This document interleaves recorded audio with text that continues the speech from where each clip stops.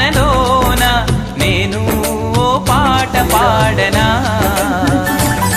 పన్నీటి పూలతోనా ఊసులాడుకోనా, పసి పాపల హరివిల్లునే చేచాపి అందుకోనా.